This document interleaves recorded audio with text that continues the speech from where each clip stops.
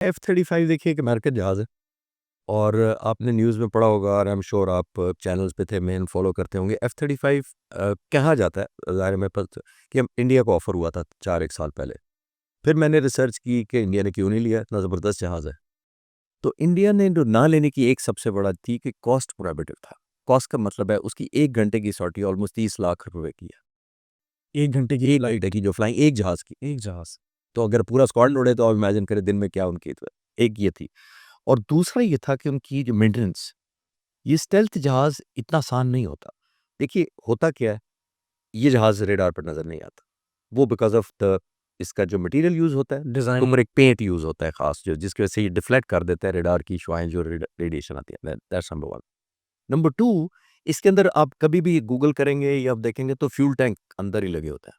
लटके नहीं होते जैसे बैली की तरह हमारे एक्सपोज़ नहीं होते। एक्सपोज़ नहीं होते बिकॉज़ वो फिर रेडिएशन दे देंगे। पोज़ीशन चली जाएगी रेडार के पास, पता लग जाएगा। इनके वेपन्स भी इंटरनल बे के अंदर बंद होते हैं। यानी बैली बिल्कुल ब्लैंक फ्लैट होती है, अगर आप देखें। बट वो जैसा टेललेस एक डिज़ाइन होता है, एग्ज़ैक्ट फ्लैट डिज़ाइन तो होता बैली भी फ्लैट होती है। ना आपको कोई बॉम्ब नज़र आएगा, ना फ्यूल टैंक नज़र आएँगे, जो नॉर्मल जहाज़ों में आपको नज़र आता है। इनकी मेंटेनेंस बड़ी टेक्निकल है, एक बात तो ये।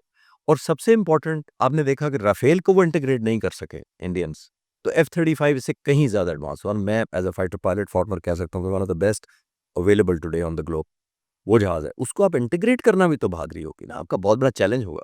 राफ़ेल नहीं कर सके उससे कि राफ़ेल तो मैंने शुरू में आपसे कहा कि राफ़ेल बहुत अच्छा जहाज़ है, बट मैटर करता है कि आपने जेल कैसे किया, इंटीग्रेट कैसे उसके साथ वेपन्स कैसे लगाएँ, मिसाइल्स कैसे लगाएँ, हमारे पास एम्प्लॉय कैसे किया, एम्प्लॉय कैसे किया। दूसरे जहाज़ों के साथ उसको एम्प्लॉय कैसे किया, नेटवर्क किया।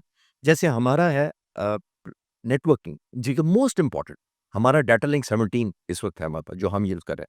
हर जहाज़ की पिक्चर दूसरे को पता होती है कि वो कैसा देख रहा है, मैं कैसा देख रहा हूँ, ये किसको मारेगा, किसकी प्रायोरिटी है, नेटवर्किंग होती है। ईडब्ल्यू से लेके, सैटेलाइट के इनपुट से लेके, दूसरे फाइटर जहाज़ों से लेके और पीछे तक जितना फ्लीट उड़ रहे होते हैं, उनकी एक किल पिक्चर होती है बिकॉज़ इंटीग्रेटेड होते हैं अपने डाटा लिंक के थ्रू।